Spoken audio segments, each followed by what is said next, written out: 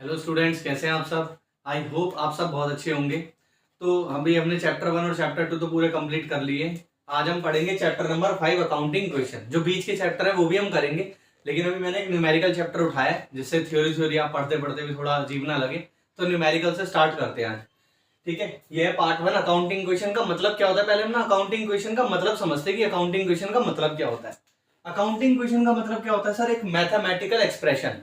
मतलब हम आगे सीखेंगे इसी चैप्टर में कि जब भी हम अकाउंटिंग क्वेश्चन हम बनाएंगे वो क्या होती है, मैथमेटिकल एक्सप्रेशन होती है। मतलब एक मैथ्स की टाइप में एक स्टेटमेंट होती है। ठीक है, एक मैथमेटिकल स्टेटमेंट होती है, आप ऐसा समझ लो। ठीक है, based on dual aspect concept of accounting. ये किसके ऊपर बेस्ड होती है सर, डुअल एस्पेक्ट कंसेप्ट। अब डुअल एस्पेक्ट कंसेप्ट याद कर लो, डबल एंट्री सिस्टम। जब मैंने आपको चैप्टर नंबर 1 में थ्योरी पढ़ाई थी, मैंने आपको क्या बताया था कि एक मतलब जो ट्रांजेक्शन होती है उसके दो इफेक्ट होते हैं। एक होता है डेबिट और दूसरा होता है मेरा क्रेडिट। यही मैंने आपको पढ़ाया था, एक डेबिट होता है दूसरा क्रेडिट होता है। तो वही है जो अकाउंटिंग क्वेश्चन है ना, इसमें हमें एक मैथमेटिकल स्टेटमेंट बनानी होती है। वो पता है किस कंसेप्ट के ऊपर बेस्ड होती है, वो बेस्ड होती है सर डुअल एस्पेक्ट कंसेप्ट, यानी कि डबल एंट्री के ऊपर बेस्ड होती है वो। ठीक है, अब डबल एंट्री में हमने क्या सीखा था भाई, जितना डेबिट होगा उतने इक्वल अमाउंट से क्रेडिट होगा, जितना डेबिट होगा उतने इक्वल अमाउंट से क्या होगा, क्रेडिट होगा। ये भी मैं आपको एग्जांपल से भी समझाऊंगा। तो डुअल एस्पेक्ट कंसेप्ट देखो, नाम से ही पता चल रहा है डुअल। डुअल मतलब क्या होता है, टू। तो यहाँ पर क्या होता है, दो इफेक्ट होते हैं। किसी भी ट्रांजेक्शन के क्या होंगे, दो इफेक्ट होंगे। मतलब एक में तो डेबिट होगा और दूसरे में क्या होगा, क्रेडिट होगा। सेम ट्रांजेक्शन ही क्या होगी, एक तो एक बार डेबिट होगी या फिर क्या होगी, क्रेडिट होगी। जैसे मैं आपको एक एग्जांपल समझाता हूँ। मान लो आपने क्या करा, आप पेंसिल लेने गए। ठीक है, आपने पेंसिल खरीदी और कैश पे कर दिया। तो अब ये आप आगे सीखोगे कि कब कौन सी चीज डेबिट होगी, कब कौन सी चीज क्रेडिट होगी। मान लो 5 रुपए की पेंसिल थी। ठीक है, तो अब उस केस में क्या होगा, आप पे पेंसिल आएगी। ये मैं आपको आगे समझाऊंगा कि जब कोई चीज आती है ना वैसे डेबिट होती है। ठीक है, ये हम आगे चैप्टर में सीखेंगे। जैसे मान लो आपने क्या करा, पेंसिल को डेबिट कर दिया। पेंसिल को क्या कर दिया, डेबिट 5 रुपए से, क्योंकि पेंसिल आई 5 रुपए की। और मैंने क्या बोला, कैश आपने 5 रुपए दिया तो कैश भी जाएगा 5 रुपए का। तो यानी कि मान लो कैश गया कितना, 5 रुपए का, है ना। तो अब हमने इसमें इसको हम बोलेंगे क्रेडिट। मान लो कैश हुआ क्रेडिट, CR। कैश हुआ क्रेडिट 5 रुपए से, पेंसिल आई डेबिट 5 रुपए से। ठीक है, तो मैंने क्या पढ़ाया, एक मतलब जो ट्रांजेक्शन होगी उसके दो इफेक्ट होंगे। एक बार डेबिट होगी और दूसरी बार क्रेडिट होगी। देखो पेंसिल डेबिट हुई और कैश क्या हुआ, मेरा क्रेडिट हुआ। और मैंने बताया इक्वल अमाउंट से ही, जितना डेबिट हुआ उतने ही अमाउंट से क्रेडिट होगा। देखो 5 रुपए से पेंसिल डेबिट हुई ना, कैश भी 5 रुपए से क्या हुआ, क्रेडिट हुआ। इक्वल अमाउंट है, बिल्कुल इक्वल अमाउंट है या नहीं है। ठीक है, तो अकाउंटिंग क्वेश्चन का मतलब क्या होता है सर, अकाउंटिंग क्वेश्चन का मतलब होता है कि मेरे को क्या करना है, मैथमेटिकल एक स्टेटमेंट बनानी है जो कि किसके ऊपर बेस्ड होगी, डबल एंट्री सिस्टम पे बेस्ड होगी, डुअल एस्पेक्ट कंसेप्ट के ऊपर बेस्ड होगी। अब डुअल एस्पेक्ट कंसेप्ट क्या बोलता है कि भाई ट्रांजेक्शन के दो इफेक्ट होते हैं। एक होता है डेबिट, दूसरा होता है क्या, क्रेडिट। डेबिट और एक दूसरा होता है क्या, क्रेडिट। आई बात समझ में इतना। ये था बच्चों अकाउंटिंग क्वेश्चन का मतलब। क्या था अकाउंटिंग क्वेश्चन का मतलब। अब हम समझते हैं कैपिटल का मतलब। देखो यहाँ पर ना हमारे को एक फॉर्मूला यूज करना है जो हमने चैप्टर नंबर 2 में समझा था। याद है, मैंने आपको चैप्टर नंबर 2 में जब कैपिटल समझाया था तो मैंने इसमें आपको फॉर्मूला ही बताया था। अच्छा, कैपिटल को और क्या बोलते हैं बच्चों, नेटवर्थ भी बोलते हैं। नेटवर्थ भी बोलते हैं। कहीं भी वर्ड नेटवर्थ यूज हो, कैपिटल यूज हो, बात एक ही है। ठीक है, अब कैपिटल को निकालने का मैंने आपको फॉर्मूला क्या बताया था, एसेट्स माइनस लायबिलिटीज। ये हमने चैप्टर नंबर 2 में सीखा था कि कैपिटल को निकालने का फॉर्मूला क्या होता है, एसेट्स माइनस लायबिलिटीज। अच्छा, अब एक बात बताओ, अगर मैं आपको मैथ्स वाले तरीके से भी समझाऊं, मान लो अगर आपको एसेट्स निकालने हैं, ठीक है, तो आप फॉर्मूला ड्राइव कर लोगे। लायबिलिटी सर इधर माइनस हो रही है, इक्वल टू के इधर आएगी तो प्लस हो जाएगी। यानी कि अगर मुझे एसेट्स निकालने तो फॉर्मूला क्या बन जाएगा, कैपिटल प्लस लायबिलिटीज। यहां तक कोई दिक्कत नहीं है। एक ही फॉर्मूले से आप बहुत सारे फॉर्मूले, मतलब 3 फॉर्मूले तो इधर से बन ही जाएंगे। कैपिटल निकालनी है तो एसेट्स माइनस लायबिलिटी कर लो, एसेट्स निकालने हैं तो कैपिटल में लायबिलिटीज को प्लस कर दो। ठीक है, कैपिटल प्लस लायबिलिटीज क्या हो जाएगा, मेरा एसेट्स हो जाएगा। और लायबिलिटीज निकालनी है तो क्या हो जाएगा, लायबिलिटीज इधर आ जाएंगी, है ना। तो क्या हो जाएगा, एसेट्स माइनस कैपिटल क्या हो जाएगा, लायबिलिटीज हो जाएंगी। तो कहने का मतलब है ये फॉर्मूले आप खुद भी ड्राइव कर सकते हो। ठीक है, अब यहां पे समझने की कोशिश करना। अगर मैं एसेट्स की बात करूं तो सर आप देखो इक्वेशन को समझो। ठीक है, इस वाले फॉर्मूले को समझो। एसेट्स की अगर मैं बात करूं तो कैपिटल और लायबिलिटीज अगर मैं जोड़ दूं तो एसेट्स के बराबर होंगी। बिल्कुल सही बात है। यानी कि मैं क्या दूं, इंटरनल, देखो जो कैपिटल होती है वो तो इंटरनल लायबिलिटी होती है, ये हम ऑलरेडी थ्योरी में डिस्कस कर चुके हैं। कैपिटल क्या होती है, इंटरनल लायबिलिटी होती है ना, ये इंटरनल लायबिलिटी होती है प्लस में। और जो लायबिलिटीज होती है लाइबिलिटीज में तो कोई सी भी लाइबिलिटीज आ सकती है, पर मोस्टली एक्सटर्नल लाइबिलिटीज ही आती है, एक्सटर्नल लाइबिलिटीज, ठीक है। External liabilities is equals to क्या हो जाएगा, एसेट्स हो जाएगा।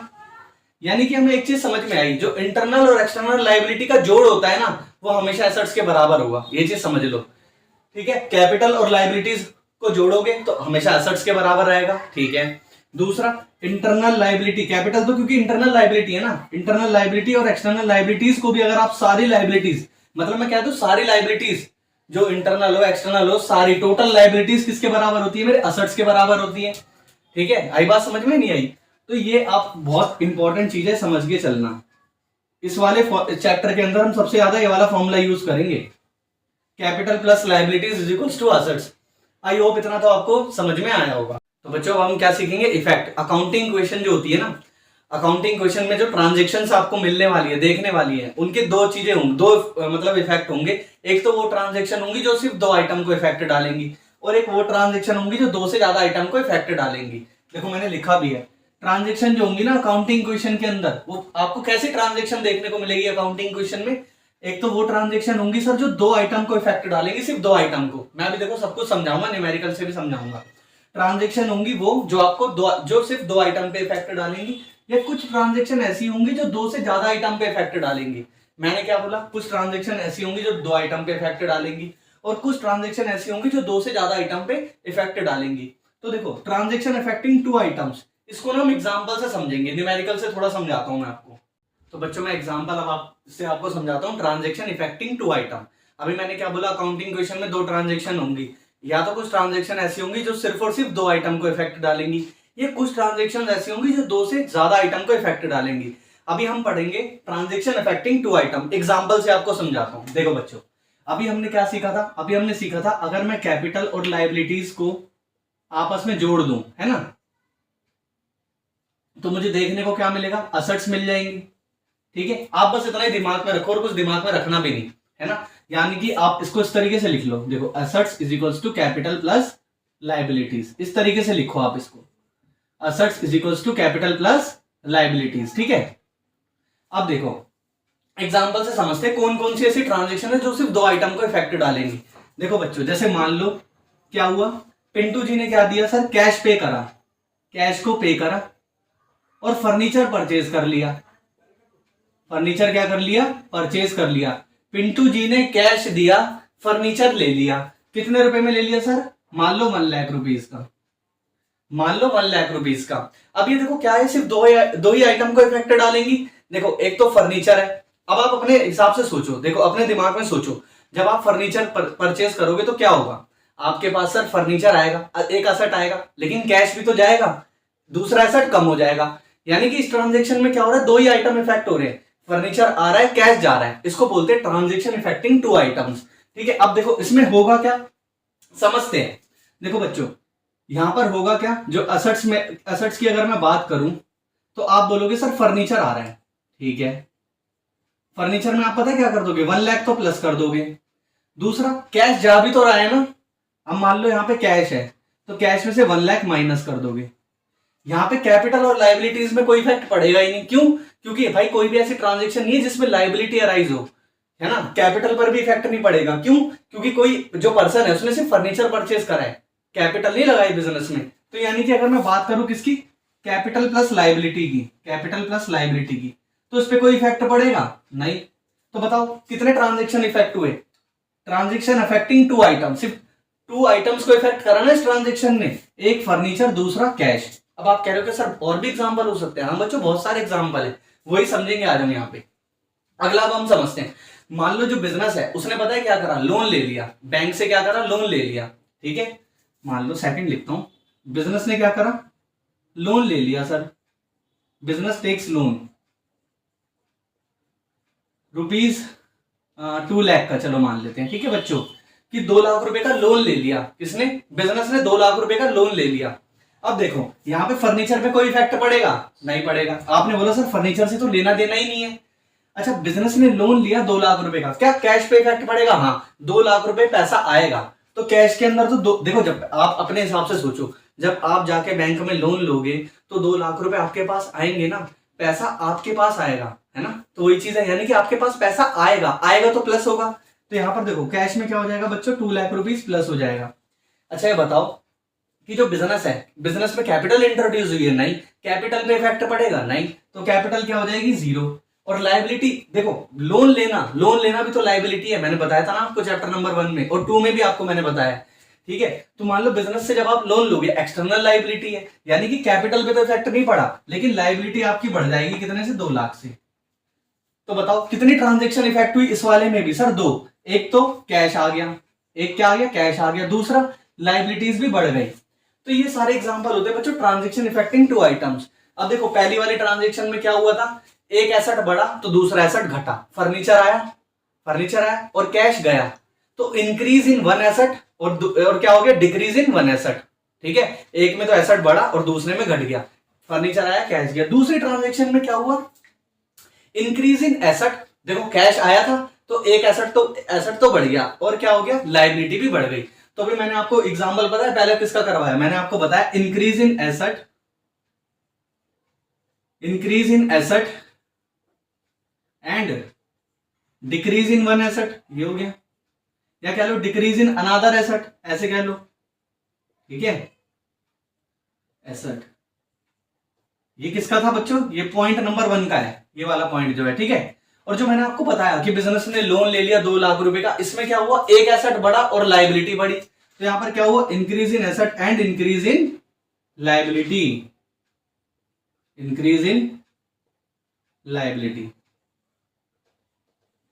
अभी मैं स्पेस थोड़ा सा कम है, लेकिन अभी मैं और ही इसको थोड़ा डिस्कस करूंगा। ट्रांजैक्शन अफेक्टिंग 2 आइटम्स में आपकी बहुत सारी ट्रांजैक्शंस आती हैं, तो अभी मैं इसको रब करके और आपको एग्जांपल करवाता हूं। अब बच्चों देखो ट्रांजैक्शन इफेक्टिंग 2 आइटम में अगला एग्जांपल क्या है, सर अगला एग्जांपल है, मान लो बिजनेस ने बैंक लोन पे कर दिया, बिजनेस ने क्या करा, बैंक लोन को पे कर दिया, मान लो कितने रुपए का पेमेंट करा, 2 लाख रुपए का। अभी याद है पिछला एग्जांपल मैंने आपको करवाया था, पहले बिजनेस ने 2 लाख रुपए का लोन लिया था, तो उसमें क्या होता, एक एसेट बढ़ा था, क्यों, पैसा आया था, है ना, और फिर उसमें क्या हुआ था, लायबिलिटी भी बढ़ गई थी, उधार कर्ज बढ़ गया था ना, तो हमने लायबिलिटी में भी जोड़ दिया था। अब मान लो क्या हुआ, बिजनेस ने 2 लाख रुपए का लोन को पे कर दिया, रीपे कर दिया, पेमेंट कर दी 2 लाख रुपए के लोन की। अब बताओ इसमें होगा क्या, आप कह रहे हो कि इसमें होगा क्या, सर एक तो कैश निकल के जाएगा, एक एसेट कम होगा, कैश निकल के जाएगा, ठीक है, और दूसरा लायबिलिटी भी तो कम होगी। देखो अगर आप सोचोगे ना आपको सारे आंसर्स मिल जाएंगे, ठीक है, तो इसमें होगा क्या, एक एसेट कम होगा और लायबिलिटी भी कम होगी। जैसे फॉर एग्जांपल देखो बच्चों, मैंने अभी आपको क्या पढ़ाया था, assets is equals to capital plus liability. ठीक है, कैपिटल तो 0 ही रहेगी, क्यों, कैपिटल पे थोड़ी कोई इफेक्ट पड़ा, बताओ यहाँ पे क्या बिजनेस में कोई कैपिटल लगी, नहीं लगी, तो कैपिटल पे तो इफेक्ट पड़ा ही नहीं, तो कैपिटल क्या हो जाएगी, 0। ठीक है, और लायबिलिटी निकल कर देखो 2 लाख रुपए की पेमेंट हुई ना, तो लायबिलिटी भी तो कम होगी, तो देखो मैंने माइनस कर दिया 2 लाख रुपए लायबिलिटी में से, 2 लाख रुपए लायबिलिटी में से माइनस हो जाएंगे और कैश में से भी माइनस हो जाएंगे 2 लाख रुपए।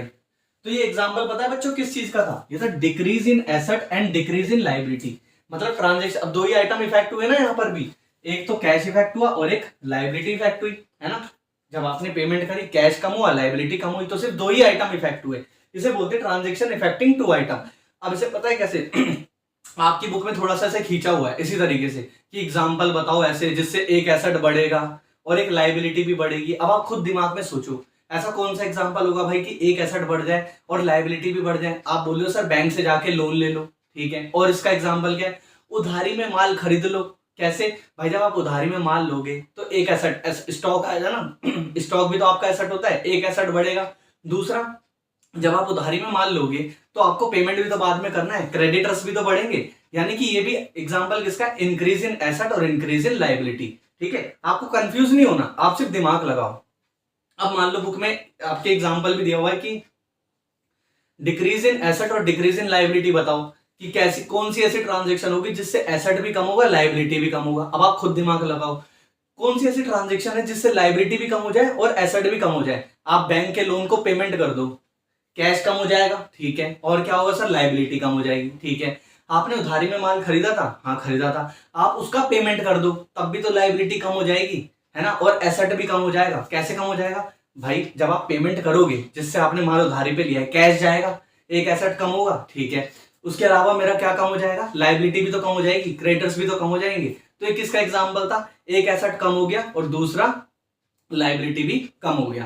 तो ये सारे एग्जाम्पल थे। अब कई बार ऐसे आ जाता है एग्जाम में कि कोई ऐसी ट्रांजेक्शन बताओ कि जिससे एक एसेट तो बढ़ेगा और एक लाइबिलिटी कम होगी, है ना। तो ये सारे आप जब सोचोगे तो आपको जवाब मिलते रहेंगे। तो ये तो एग्जाम्पल था जब मेरा एसेट भी कम हो और लाइबिलिटी भी कम हो, इसे आप लिख लेना, ठीक है। जो अब हम क्या करते हैं, एक एग्जाम्पल पूरा करते हैं। मैं आपको इलिस्ट्रेशन नंबर 3 करवा रहा हूँ, सॉरी इलिस्ट्रेशन नंबर 2 करवा रहा हूँ, जिससे आपको समझ में टीएस ग्रेवाल सर का इलिस्ट्रेशन नंबर 2 करवा रहा हूँ। अकाउंटिंग क्वेश्चन का एक क्वेश्चन सॉल्व करवा रहा हूँ पूरा समझाने के लिए। बच्चों सबसे पहले इसका फॉर्मेट क्या होगा, सर इसके सवालों को सॉल्व करने के लिए हमें चित्रकारी क्या करनी पड़ेगी, है ना। तो वो चीज समझते हैं। चित्रकारी देखो कैसे करनी है। पहले सर आप डालोगे सीरियल नंबर, क्या डालोगे, सीरियल नंबर। सीरियल नंबर के बाद अगला कॉलम बनाओगे आप ट्रांजेक्शंस का। मैंने क्या बोला, पहले आप सीरियल नंबर का कॉलम बनाओगे, फिर ट्रांजेक्शंस का, फिर उसमें डालो, फिर इसके आगे बनाओगे एसेट्स का, फिर इसके बीच में लगाओगे इज इक्वल्स टू का साइन। इज इक्वल्स टू का क्या लगाओगे बच्चों, साइन। इज इक्वल्स टू का साइन लगाओगे, एसेट्स इज इक्वल्स टू का साइन। और मैंने आपको अभी फॉर्मूला लिखवाया था, क्या होता है, assets is equals to liabilities plus capital होता है। तो लायबिलिटीज प्लस कैपिटल ये आप कर दोगे, ठीक है। ये फॉर्मेट है, पहले सीरियल नंबर, फिर ट्रांजेक्शंस, फिर एसेट्स, फिर इज इक्वल्स टू का साइन, और क्या हो जाएगा मेरा, क्या, लायबिलिटीज प्लस कैपिटल या कैपिटल प्लस लायबिलिटी, ठीक है, कैसे भी लिख लो। अब सीरियल नंबर के बीच में फिर आपको ऐसे डंडा खींचना है, ट्रांजेक्शंस के बीच में फिर आपको एक ऐसे डंडा खींचना है, ठीक है। ये तो थोड़ा ज्यादा ही हो गया, आप यहां से खींच लो क्योंकि मेरे पे स्पेस थोड़ा सा कम है, तो ये हो जाएगा, ठीक है। और इसके बीच में फिर आपको एक डंडा खींचना है इस तरीके से, ठीक है। इधर पे इक्वल्स टू का साइन लगा लेना, ठीक है। और लायबिलिटीज प्लस कैपिटल को आपको एक ही कॉलम में रखना है। चलो अब हम समझते हैं। पहला ट्रांजेक्शन आया, इलिस्ट्रेशन नंबर 2 का पहला पॉइंट। पहला पॉइंट क्या कहता है, स्टार्टेड बिजनेस विद कैश ₹70,000। एक पर्सन है जिसने क्या करा, मैं पर्सन का नाम आपके सामने डिक्टेट कर देता हूं। अच्छा इसमें दिया ही नहीं है, कुछ भी आप मान लो, ठीक है। कोई भी एक पर्सन है जिसने क्या करा, बिजनेस में 70,000 रुपए लगाए, बिजनेस को स्टार्ट करा। अकाउंटिंग क्वेश्चन समझा रहा हूं बच्चों, क्वेश्चन के थ्रू समझा रहा हूं, ठीक है।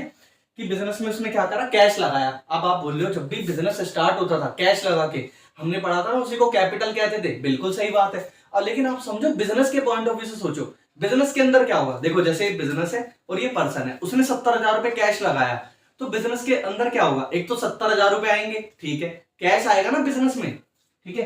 तो यहाँ पर एसेट्स के अंदर आपको पता है, जो भी आपको एसेट्स दिखेंगे ना, एसेट्स के अंदर वही एसेट्स आपको रखने हैं, लिखने हैं। जैसे फॉर एग्जांपल कैश है, तो यहाँ पे आप लिख दो कैश। एसेट्स के अंदर ही आप क्या लिख दोगे, कैश। और 70,000 आया ना, तो 70,000 इधर लिख दो, बिजनेस में आया। अच्छा बताओ, ये जो उसने पैसा लगाया ये कैपिटल ही तो है भाई, लायबिलिटीज पे तो कुछ असर नहीं हुआ, जीरो।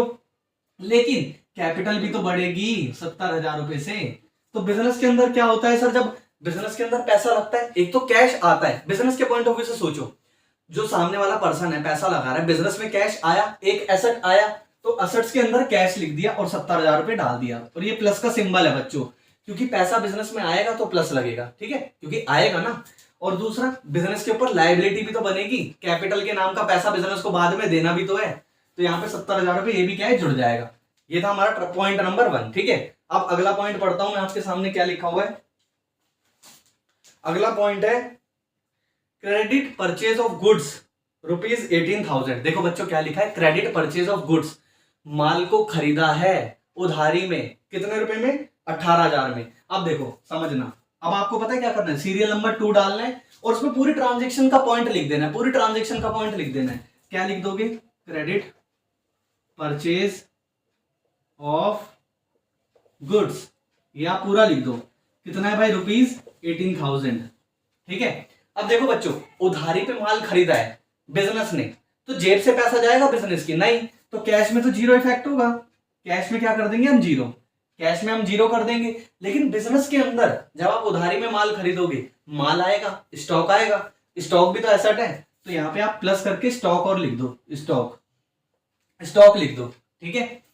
अब यहां पर क्या कर देना, आपको प्लस कर देना, क्योंकि बिजनेस में माल आएगा, कितना आएगा भैया, 18,000 रुपए का माल आएगा बिजनेस में, ठीक है। उसके बाद में इज इक्वल्स टू का साइन लगा हुआ, यहाँ पे इज इक्वल्स टू का साइन लगा दो, ठीक है बच्चों, इज इक्वल्स टू का साइन लगा दो। अब देखो एक बात बताओ, जब आपने उधारी पे माल खरीदा तो भैया लायबिलिटी भी तो बढ़ेगी, बिल्कुल बढ़ेगी। लेकिन जब हम उधारी पे माल खरीदते थे, देखो जैसे आप एसेट्स के अंदर एसेट लिख रहे हो ना, जो जो भी आपके एसेट बन रहे हैं, लाइबिलिटी के अंदर जो भी लाइबिलिटी बनेगी ना, सबके कॉलम में आपको अलग अलग ऐड करना है। मतलब फॉर एग्जांपल मैं आपको समझाता हूँ। देखो यहाँ पे आपने उधारी में माल खरीदा ना 18,000 रुपए का। अब जिससे हम उधारी में माल खरीदते थे उसे पैसा देना है बिजनेस को बाद में, उसे हम क्या बोलते थे? क्रेडिटर।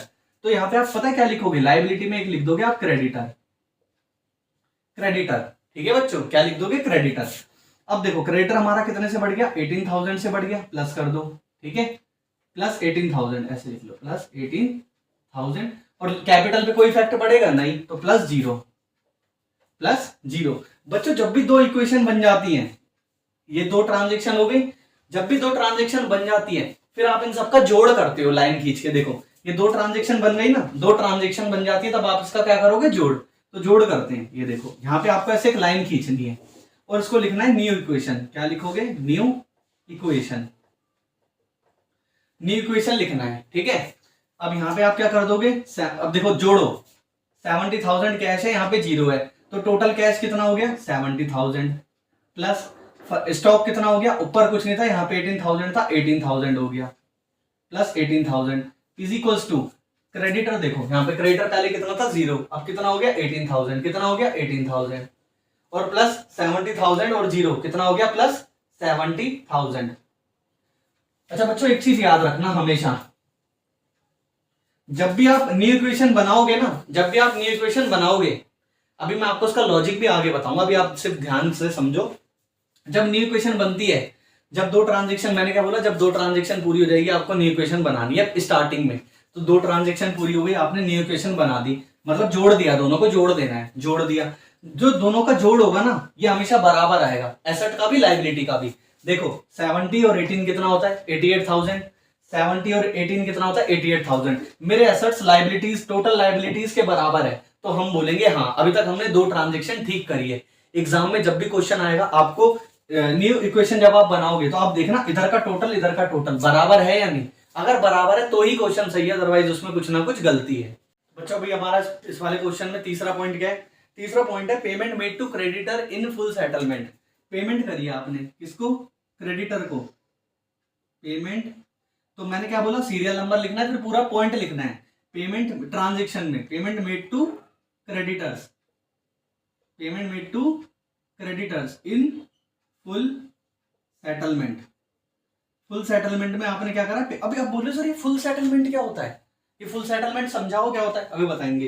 फुल सेटलमेंट की आपने पेमेंट करी 17,500 की। कितनी करी? 17,500 की। सर फुल सेटलमेंट क्या होता है? फुल सेटलमेंट का मतलब समझ लो बच्चों।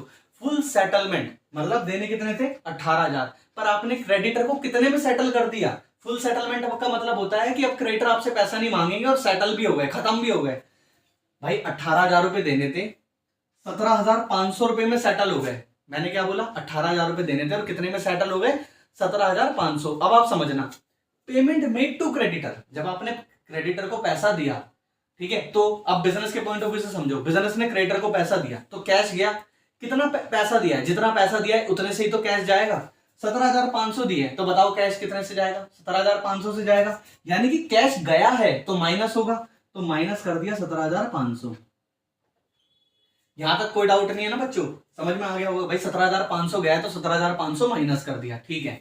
लेकिन क्रेडिटर, अब देखो जब हम क्रेडिटर को पैसा देंगे तो क्रेडिटर खत्म होंगे, ठीक है, वो फुल सेटलमेंट पे खत्म हुए, मतलब देना उनको 18,000 रुपए था, पूरे 18,000 रुपए खत्म हुए, यानी कि क्रेडिटर कितने से कम हुए? 18,000 से कम हुए, तो लाइबिलिटी भी तो कम हुई। तो जब लाइबिलिटी कम हुई तो लाइबिलिटी में से भी माइनस होगा, ठीक है, माइनस 18,000, 18,000, ये 18,000 लिखा है बच्चों, है ना। 18,000 मैंने यहां से भी क्या कर दिया? माइनस कर दिया। अब आप बोल रहे हो कि सर ऐसे तो हमारा, देखो 17,500 का क्रेडिटर, 18,000 का क्रेडिटर 17,500 में खत्म हुआ है, 500 रुपए का फायदा हुआ या नहीं हुआ? 500 रुपए का फायदा हुआ या नहीं हुआ? ऊपर किसी भी ट्रांजेक्शन में हमें कहीं भी फायदा हुआ था? नहीं। तो बच्चों जब भी फायदा होगा, अब समझना, यहाँ पे बहुत इंपॉर्टेंट पॉइंट समझा रहा हूं मैं आपको, बच्चे इसी में कंफ्यूज रहते हैं अकाउंटिंग क्वेश्चन में और गलत कर करके आते हैं।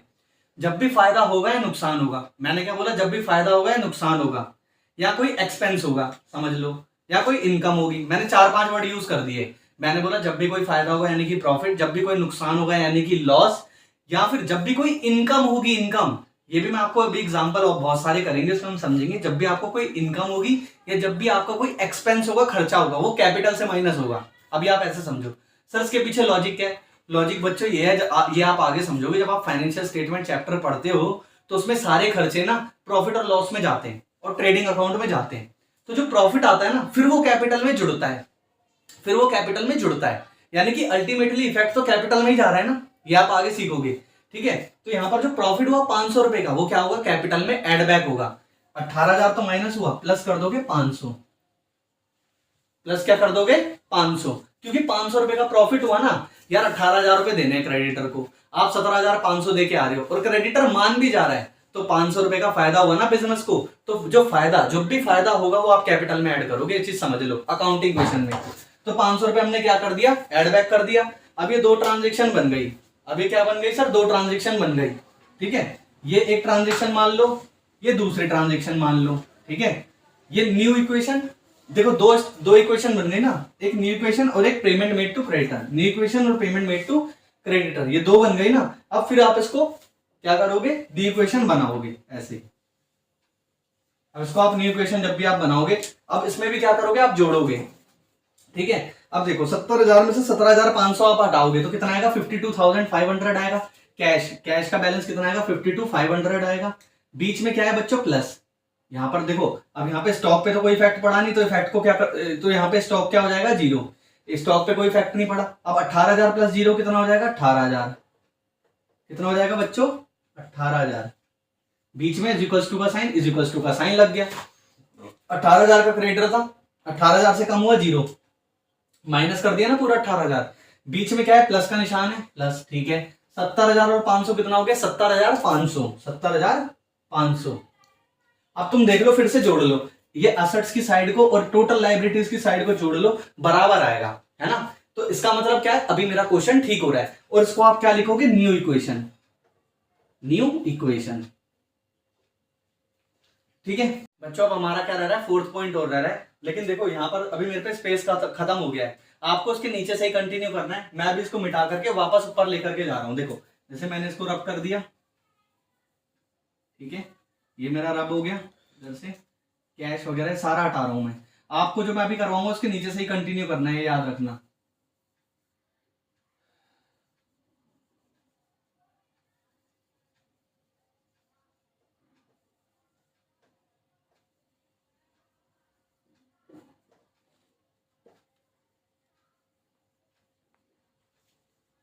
बच्चों मैं मेरे सवाल को करवाने के लिए मैं ऊपर इस वाली चीज को यहाँ लिख रहा हूँ। ठीक है, आपको उसके नीचे से ही कंटिन्यू करना है। मैंने यहाँ पे लिख दिया न्यू इक्वेशन। मेरी न्यू इक्वेशन लास्ट में क्या बनी है सर, मेरी न्यू इक्वेशन ये बनी है, कैश में आया था 52,500, स्टॉक में आया था प्लस 18,000, बीच में लग गया इज इक्वल टू का साइन, क्रेडिटर में आ गया 0 और कैपिटल में आ गया 70,500। ठीक है बच्चों, मतलब कुछ नहीं करा मैंने, बस इस वाली लाइन को उठा के ऊपर लिख दिया और इसी के नीचे से कंटिन्यू करूंगा। आपको अपनी कॉपी में नीचे से ही कंटिन्यू करना है। ठीक है, चलो अब हम पॉइंट नंबर 4 भी फटाफट से कर लेते हैं, इलस्ट्रेशन नंबर 2 हमारा हो जाएगा। चलो बच्चों पॉइंट नंबर 4 समझते हैं। पॉइंट नंबर 4 क्या है, पॉइंट नंबर 4 क्या कहता है, पॉइंट नंबर 4 कह रहा है सर इलस्ट्रेशन नंबर 2 का, परचेज ऑफ मशीनरी। आपने क्या, अब बिजनेस ने क्या करा सर, मशीनरी खरीदी। बताओ चैप्टर नंबर 2 में पढ़ा था मशीनरी एसेट है या नहीं है, मशीनरी खरीदी पैसा देके, कैश देके।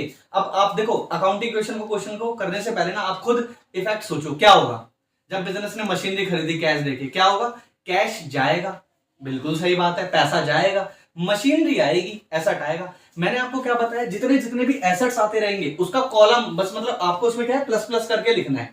जैसे यहाँ पे अब मशीनरी है, देखो पहले आपको क्या करना है, serial number 4, transaction number 4 solve कर रहे, क्या है, payment purchase of machinery for cash.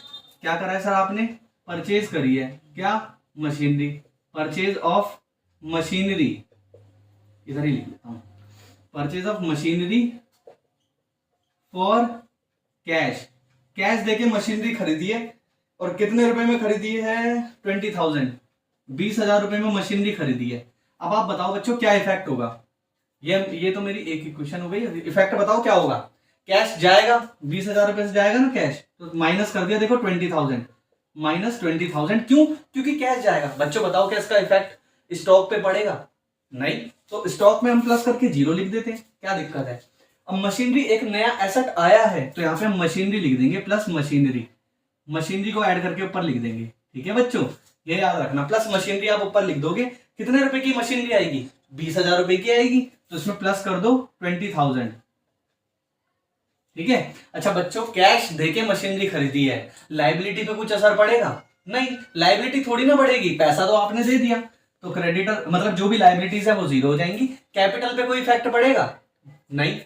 मैंने आपको क्या बताया था, कैपिटल पे कब इफेक्ट पड़ेगा? जब कोई प्रॉफिट हो, जब कोई लॉस हो, जब कोई इनकम हो, जब कोई एक्सपेंसेस हो, या कैपिटल बिजनेस में इंट्रोड्यूस की गई हो, या कैपिटल बिजनेस में इंट्रोड्यूस की गई हो, या फिर ड्राइंग्स की गई हो, है ना। ये सब अब हम चैप्टर नंबर 2 में भी ये सारी टर्म्स पढ़ चुके हैं। ठीक है, तभी कैपिटल पे इफेक्ट पड़ेगा, इसमें कैपिटल पे इफेक्ट नहीं पड़ेगा, तो यहां हो जाएगा जीरो। अब देखो बच्चों, ये मेरी क्या बन गई, फिर से दो ट्रांजेक्शन हो गई। अब न्यू इक्वेशन को भी ट्रांजेक्शन समझो, न्यू इक्वेशन को भी क्या समझो, ट्रांजेक्शन समझो। तो न्यू इक्वेशन एक ट्रांजेक्शन, ये भी ट्रांजेक्शन। मैंने क्या बोला, दो ट्रांजेक्शन हो जाएंगी, तो आपको टोटल करना है। लाइन खींचनी है इस तरीके से बच्चों, लाइन खींचनी है, और उस लाइन के अंदर आपको लिखना क्या है, लिखना है न्यू इक्वेशन। New equation. अब बच्चों बताओ, न्यू इक्वेशन जब आप बनाओगे तो क्या क्या इफेक्ट पड़ेगा? 52,500 में से 20,000 हटा दोगे, कितना बचेगा बच्चों? ये बचेगा आपका 32,500। 32,500। और स्टॉक मेरा कितना आ जाएगा? 18,000 आ जाएगा। 18,000 प्लस 0 18,000। मशीनरी कितनी हो जाएगी? 20,000 हो जाएगी। क्रेडिटर कितने हो जाएंगे? 0 प्लस 70,500। अब आप इसका भी टोटल करके देख लो, इसका भी टोटल करके देख लो। लास्ट में जब आपका क्वेश्चन खत्म होगा ना, तब भी टोटल बराबर ही आएगा। तो इसका मतलब क्या है? देखो, अगर ये बराबर आ रहा है तो इसका मतलब क्या है, मेरा पूरा का पूरा सवाल ठीक है। पूरा का पूरा सवाल क्या है बच्चों? ठीक है। तो अकाउंटिंग क्वेश्चन मैंने आपको एक इलस्ट्रेशन नंबर 2 पूरा करवा दिया है, पूरा का पूरा करवा दिया है। ठीक है, अभी आपका होमवर्क क्या होगा, आप जितना आज आपने पढ़ा है वीडियो अच्छे से सुनो, अपने नोट्स बनाओ।